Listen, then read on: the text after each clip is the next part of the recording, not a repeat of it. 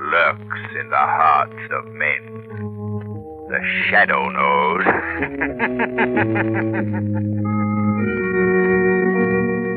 Your local blue coal dealer presents The Shadow.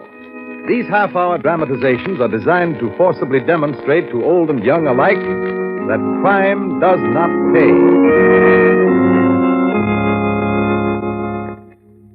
Our cast begins the first act of today's exciting adventure with The Shadow in just a moment. But first, a word to all you householders. If you want perfect home heating results with steady, dependable warmth throughout every room, then ask for Blue Coal by name next time you order fuel. Then you'll get a trademark product that has been carefully prepared and thoroughly laboratory tested for quality. You'll find that Blue Coal's perfect sizing makes it easier to bank. And because it's a superior quality hard coal, it burns better and gives you longer periods between firing. Always insist on Blue Coal, the solid fuel for solid comfort. The Shadow, mysterious character who aids those in distress and helps the forces of law and order, is in reality Lamont Cranston, wealthy young man about town. Cranston's friend and companion, the lovely Margot Lane, is the only person who knows to whom the unseen voice belongs.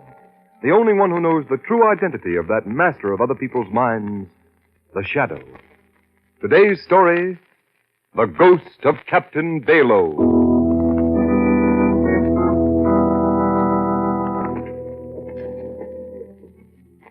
Come along, Cranston. We ought to find the mate of the Northern Queen and one of those waterfront saloons around here. I know you'll be interested in hearing his story. I'm sure I will. Tell me, Mr. Ware, what happened to the rest of the crew when the Northern Queen went down? Lost, every man jack of them. This mate we're looking for is the only survivor. He just got port. The Northern Queen was your biggest freight ship, wasn't it? Biggest and best in the whole fleet, Cranston. It was smashed to bits. How did it happen? I don't exactly know. I've heard some crazy explanations, but no facts. That's why I'm so anxious to talk to this mate. Maybe he can clear things up. You say the Northern Queen was smashed to bits. Where did it happen? On an uninhabited island off the ship lanes in the middle of the Pacific. Uninhabited? Off the ship lanes? Then what was your freighter doing there? That's just what I've got to find out. There's something strange about this whole business. 10 liners have been wrecked in the same spot during a score of years in the same manner. Here, Cranston. Let's see if we can find the mate in this place. Hey, bartender. Fill him up. All right. What do you have? There'd be little trouble mustering a ship crew in this saloon, eh, Mr. Ware? Yeah, a shout would bring you enough men to man a boat from keel to bridge, Cranston. Here's my mate.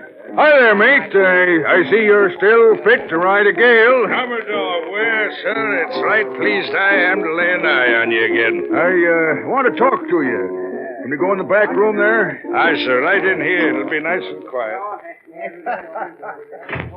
Yes, this is better. Sit down, mate. Have a seat, Cranston. Thank you.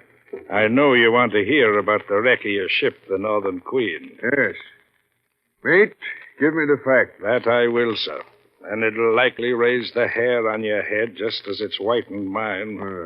What happened? What caused the wreck of my ship? 'Twas Captain Bayloe stayed her on the rock, sir. Well, Captain Bayloe wasn't master of the Northern Queen, was he? No, but he rode the bridge the night she broke up. Leastwise, his ghost did. Ghost? Aye. The ghost of Captain Bayloe held the wheel, and all the men aboard couldn't budge it from his grip. That strong he was. Now, what I want to know, mate, is what the Northern Queen was doing off her course. We'd sprung a leak in our freshwater tanks, sir. The nearest land point was Bayloe Island. The skipper set the Northern Queen to the wind and steered a course for the island. The crew was agin it, but it was that or die of thirst. Gentlemen, if I knew then what was before us, I'd have died 1,000 times. What happened? Nothing, sir, till we were a few miles off the island. Then, Captain Bayloe's ghost took command. I most forgot, Mr. Cranston. I don't suppose you know about Captain Bayloe. No, but I'm very much interested. Well, sir, Captain Bayloe's been dead these 20 years or more. He was the last of the old square rigger skippers. It was the China trade he was in. On his last voyage out of the Orient, he carried 2 precious cargoes, a shipment of silver and his beautiful young wife. Captain Bayloe was quitting the sea to settle in South America. A happy pair they were, sir, none happier. His crew, though, was the motliest collection of sea scum ever to sail afore the mast. Well, sir, they were just off the island that's now called after him. Captain Bayloe was at the wheel, his wife beside him. The sea spray was washing her lovely face, and she was laughing into the wind. The crew was aft, heads together. We're fools if we don't, I tell you. We could do it easy. Captain Bayloe's got the silver locked in his cabin. Well, we could make him give up the key. He'll never do it. Are we weaklings that we can't make him do it? He's only one man, and we're a whole crew. There's enough silver to make us all rich for the rest of our lives. There's a much prettier cargo on the bridge beside him. His woman, eh? Aye, silver comes from the earth. But a pace like that could only come from above. I want silver. Yeah, well, my share goes for the other cargo. We share alike. Avast there. Boat. We get the prize first. We argue about it afterward. Come on. Aye, While a happy woman laughed beside a contented man, the crew crept slowly toward the bridge. The laugh was cut short by the sight of the hard-faced men. Captain Bayloe asked them what they wanted for. We want the key to your cabin, Captain Bayloe, and we mean to get it. Give us the key. Save yourself. He ordered the men below, but We came for that silver cargo, and you ain't putting us off. Better give us the key peaceful, or we'll take it away from you. the skipper reminded him it was mutiny. We know what it is. You don't have to tell us. Mutiny are not winning, Commander, and you're We've doing... heard enough talk. Out with that key. Captain Bayloe told them they'd get the key over his dead body. All right, then. Over your dead body it'll be, Captain Bayloe. Come on, men. Grab him. Hey, He's choking me! Bash him. Bash him. Through there, you swab. While the men fought like hungry wolves, Captain Bayloe's wife stood frozen in horror. Hand me that belaying pin. There you are. That ought to settle the swab. The blow from the belaying pin stunned the skipper. He fell to the deck. The crew were on him, snapping like a bunch of jackals. All right, lift him up. Up he Give comes. us no more trouble. Heave him over the side. Captain Bayloe was half conscious when they threw him over the rail. He revived a bit when his body hit the water. He saw his ship with his wife aboard sailing away. Above the surge of the sea, he heard coming back on the wind the pitiful wail of his lovely wife.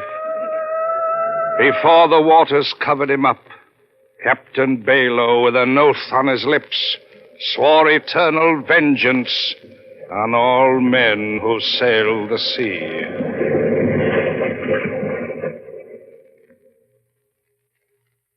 Well, gentlemen, Captain Bayloe's wife died soon after that. But he's had his revenge many times over. He takes the helm of any ship that ventures into the waters where he lost his life and steers it onto the rocks of Bayloe Island. You think that's how the Northern Queen was wrecked? I don't think, Mr. Cranston. I know. I'm not given to ghost stories, sir, but I saw the Northern Queen's propeller frozen so her big engines couldn't turn it over. There she rode, helpless on the tide, straight for the rocks. She was smashed to bits. Why are you so sure the ghost of Captain Bayloe took command? Because I heard the warning. Warning? Aye, sir. I was just going off watch when I heard it, plain as I hear you. What was it? The pitiful wail of Captain Bayloe's wife. I knew then the Northern Queen was done for. Another seaman and myself put a small boat over the side and rowed away. The other man died from exposure. I was picked up 5 days later by a liner. That's why I'm here now, gentlemen.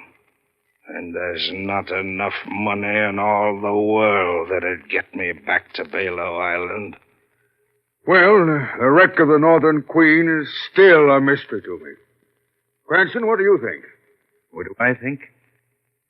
Mr. Ware, how would you and Mrs. Ware like to take a trip on my yacht with Miss Lane and myself? Trip? Where to? To Bayloe Island.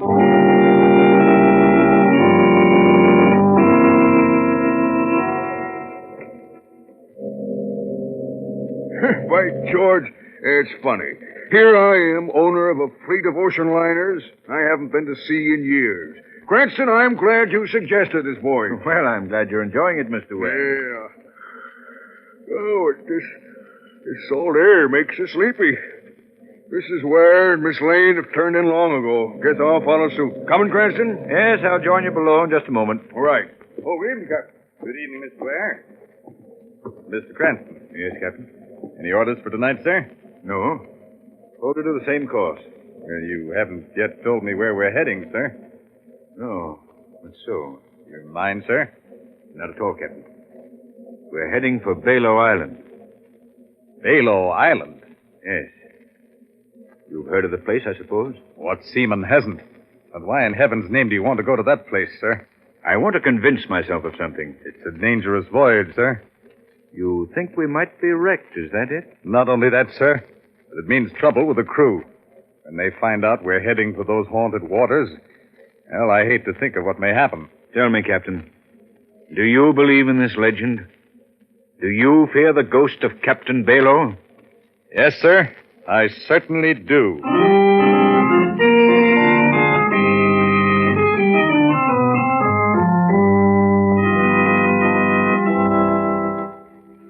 Before the curtain rises on Act Two of The Ghost of Captain Bayloe, a word about blue coal, the product that makes these shadow programs possible.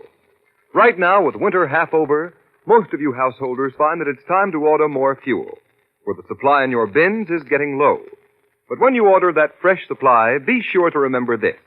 There's a vast difference in the quality and the actual heating results you'll get from blue coal compared to ordinary hard coal. For blue coal is mined from the nation's richest anthracite fields, and the superior resources and equipment of the Glen Alden Company, America's largest hard coal producer, are combined to make blue coal the perfect fuel for home heating comfort. That's why each ton of blue coal is screened and rescreened many times for proper sizing. That's why each ton is washed with over 12 times its weight in water to remove any existing impurities, and then finally laboratory tested by inspectors to guarantee its quality. And homeowners, that's why I say, make your next fuel order a supply of blue coal. Then compare the results blue coal gives you with the results you've been getting. You be the judge. I know you'll agree with the verdict of thousands of American families that there's no substitute for blue coal for perfect heat with less furnace attention. Your nearest dealer's name is listed in the Where to Buy It section of your classified telephone directory under the words Blue Coal. Call him for your supply tomorrow.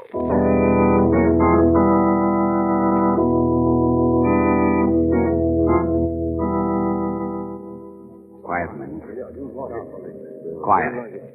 I tell you, I saw the sailing orders. The chief engineer told me. It's a fact. We're off for Bayloe Island. Mr. Cranston must be crazy. Well, Mr. Cranston may be crazy enough to come here, but that don't mean we have to stay. What do you mean? We can make Mr. Cranston turn the ship back. That's mutiny. You can be jailed for that. Got any worse than what may happen? We gotta do something. The whole crew's on watch tonight. Leastwise, not a man's asleep. We can't be far from that cursed Bayloe Island now. If it wasn't so dark, you could see it off the port bow. That close? Aye. Suppose Captain Bayloe took command. I've asked you, fool. Yes, but I don't want to talk about it. What's that? Hear something? Yes. Listen. Hear it? Yeah. Sounds like a woman. That's it. It's her. Who do you mean? Captain Bayloe's wife. That's the warning. He'll come out of the sea now any minute. The ghost? Yes, we're lost. We're lost, I tell you. Avast there. Keep quiet. There it is again. We've got to turn back. We've got to get out of these waters. I'm going to tell the skipper. We've got to get out. Captain. Billy, there, you swab. Open the door. Quick, Captain. Here. What's going on here? I heard it, Captain. What are you talking about, man? What did you hear? Captain Bayloe's dead. Why? You men are letting your imaginations run away with you. Now get below and stay No, I quiet. hear it as plain as a ship's bell, sir. We got to get out of these waters. We'll all be lost. What's going on, Captain? This man thinks he heard the wail of Captain Bayloe's wife, Mr. Cranston. I don't just think, sir. I heard it. The other men heard it, too. Oh, that's nothing, man. Just the wind in the rigging, that's all. No, you've got to believe me, Mr. Cranston. There's still time to save ourselves. You've got... What? What's that? Our engines. They've stopped. Call the engine room. Aye, sir. There, you see, sir. Boy, hello, Smithers. Aye, sir. What's happened to the engine? We don't know, sir. They just stopped dead. The motor started smoking all of a sudden. Stand by, I'm coming below. Aye, sir. Strange. The motors have all been shorted. They can't feed the engine. I knew it. It's the ghost. He's taken over.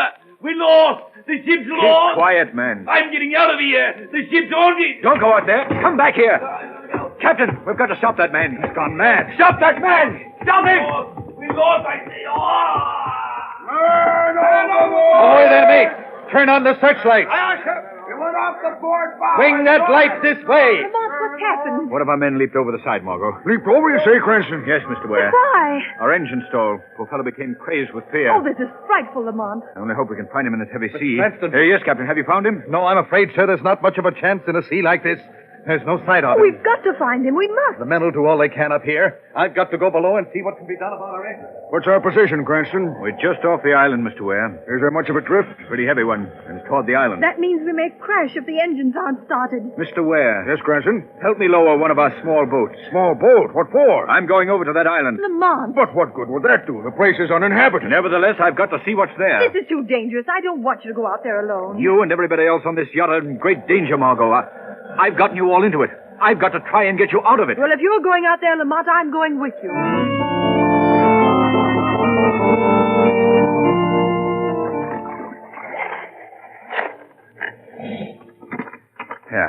Here we are, Margot. We'll leave the boat beached here while we look around. Not much to see in this darkness. Oh, desolate place, isn't it? It's foolish of you to come, Margot. You should have taken my advice. Lamont, Huh? look.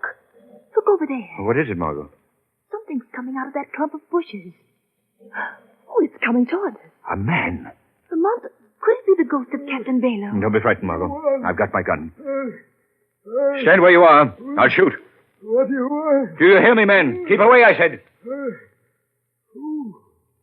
Who are you? I've come from that yacht off there. And you're not one of Yandy's men. Well, who is Yandy? A devil. A monster. Do you live on this island? I die on this island. We understood it's uninhabited. Oh, there are people here, but not above the ground. What do you mean? They're buried in dark, damp dungeons. Yet they live. Who are these people? Survivors of ships wrecked on the rocks here. Anybody that ever sets foot on this island is never allowed to leave again. Go away. Go away before it's too late. I want to know about those prisoners. Their lives are spent in darkness. All day they work in the mines. Mines? At night they're locked in dungeons. Always darkness. Never fresh air. Never light. Are you a captive here? I, captive and slave. I was the skipper of the Nellie Moss. She was wrecked here some 15 years ago. I've been here ever since. But you're not confined to a dungeon. I've found the secret exit.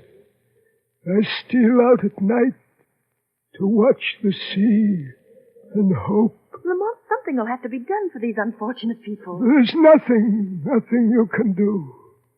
Go away. Go away. Can you take me to the dungeons? I can, but I don't think I should. Please. I think I can help. No one can best Yandy. Perhaps I can. All right, then. Come along and see how dead men live.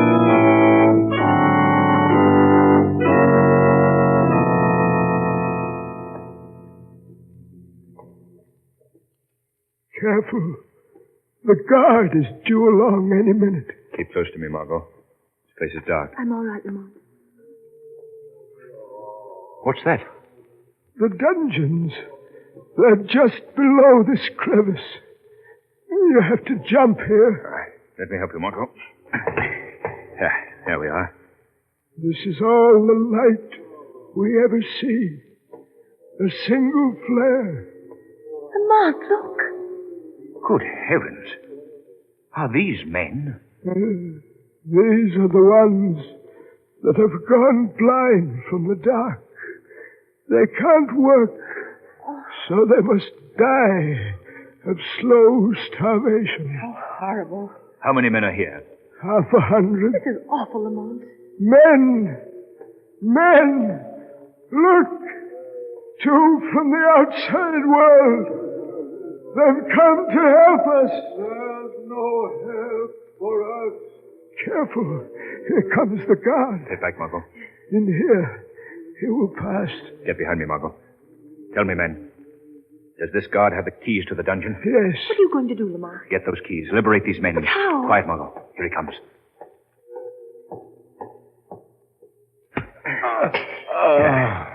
There. That's done it. Now the keys. Here they are. Open the dungeons quick, Lamont. Yes, Margot. There we are. All right, men. Come on out. Come out, you're free. Don't you understand what I mean? It's no use, Lamont. These men are afraid to move. There's only one way to free them. I must remove the cause of their fear. Where will I find this Yandy? Yandy? Oh, you can't get near him. He lives and works in rooms carved out of solid rock. Where? Show me the rock. It's useless. But if you want to try, come with me. Margot? You go on, Lamont. I'm going to open the rest of these dungeons and try to coax these men out of this place. Yes, you will be safer here. There won't be another guard along before morning. Come along. Very well. But you will never get near Yandy alive. He's guarded day and night. I've got to get him. The lives of those men, the lives of my friends and crew depend on it.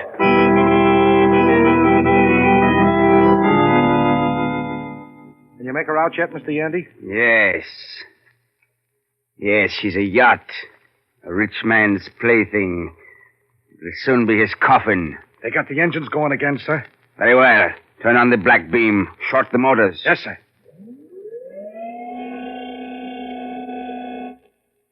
That's got him. She's helpless on a tie. Now, turn on the magno beam. Magnetize the rudder. Right. Got it. Hold her on it.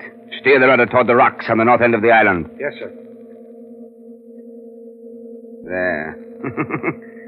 That's one more crew that will never be able to tell of the mineral wealth of this island. Your secret is still safe. I've guarded it for 18 years. Since the day I discovered it. No one will ever share the wealth or know it exists. And another wreck will be chalked up to the ghost of Captain Bayloe. Yes. Captain Bayloe has been a most convenient ghost. A most plausible one. Nobody ever doubts him, it seems. What was that? I thought I heard a laugh. I heard it. Have you the radio key open? No, sir. I cut it before. You're lying to me, you... No, I swear I'm not, Mr. Yandy. No, Mr. Yandy, this is not a voice you can cut off with a flick of a dial. Who are you? I am the Shadow. Shadow. I've heard of him. He's the guy you can't see. Your use of the Captain Bayloe legend is at an end, Yandy. You've created havoc with your diabolically clever electrical inventions. Like a monster, you've destroyed men because of your insatiable greed. Well, Yandy, this is your finish. The sea will be well rid of you, and poor Captain Bayloe will rest peacefully in his sea grave. What's that? The slaves. They've escaped from their dungeons. Yes, Yandy, they're crawling out of the earth to vent their just hatred on you. Turn on the heat ray. Burn them up. Burn them to a crisp. Right. The tubes. They're all broken. My equipment is ruined. Completely, Mr. Yandy. My yacht is free of your clever magno beam, and those people down there will soon be done with you. I'm getting out. Out of my way. You're not getting on that boat. You got hit on the cove without us. I don't care what happens to you. Take care of your family. Run, Yandy. The sooner to meet your doom. Lamont, are you here? Oh, Lamont. Yes, Margot. I'm quite all right. Oh, thank heaven. Look, Margot. The captives have taken their captor. They've got Yandy. They'll tear him to pieces. That would be little less than the thing well deserves. But I suppose we'll have to try and save him for the law. Come along, Margot. We've no time to lose.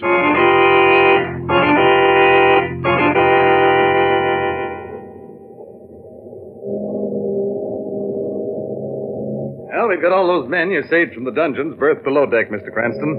The poor devils don't know how to thank you. Take good care of them, Captain. Aye, ma'am. You found out yet what happened to Yandy and his men, Lamont? Yes, Margot. One of the men just told me. But he waited until we were well out to sea first. What did they do with them? Well, they didn't pitch them into the sea, as they told us. They locked them in their own dungeons. And it's too late for us to do anything about that now. So we'll have to leave Yandy and his Confederates to suffer, as long as their lives last, the terrible fate they design for others.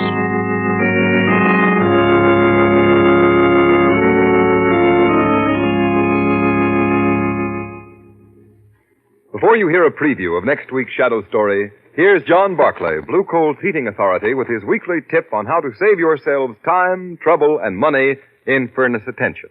Mr. Barclay. Thank you, Ken Roberts, and good afternoon, friends. Just about this time of year, your furnace fire may begin to act sluggish, with the result that you don't get enough heat upstairs. Now, in 9 out of 10 cases, this is caused by dirt having accumulated in the flue passes. If you tap the smoke pipe that leads into the chimney, and it sounds solid, then you can be sure that accumulated dirt is the cause of your trouble. This should be scraped away, and in extreme cases, it may be necessary to pull the smoke pipe away from the chimney. Another cause of a sluggish fire is dirt in the fire bed. So I suggest you let your present fire burn itself almost out, then slowly rebuild it with fresh coal. You'll be surprised to find out what a difference in heating results a clean fuel bed can make. And if you can't locate the source of any other furnace trouble which may arise, call your blue coal dealer. He'll be glad to have a trained John Barclay serviceman inspect your furnace and tell you immediately how any trouble may be corrected. There's no charge or obligation on your part for John Barclay service. So always feel free to call your nearest blue coal dealer. I thank you.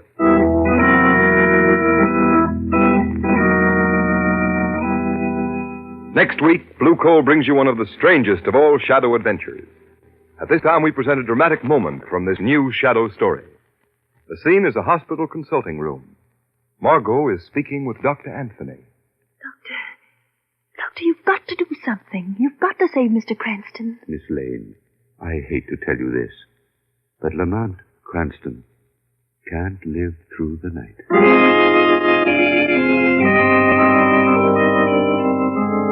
What strange, frightful melody endangers the life of the Shadow? Be sure to find out next week when you hear the Shadow's newest adventure.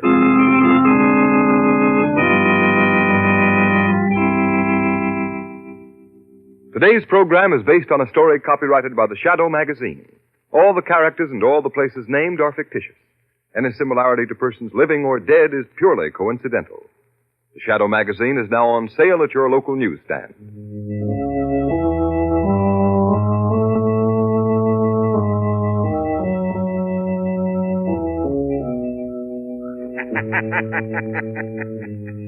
The weed of crime bears bitter fruit.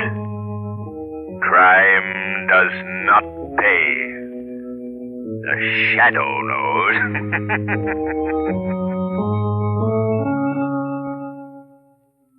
Next week, same time, same station, Blue Coal, America's finest anthracite, will again present another thrilling adventure of the Shadow.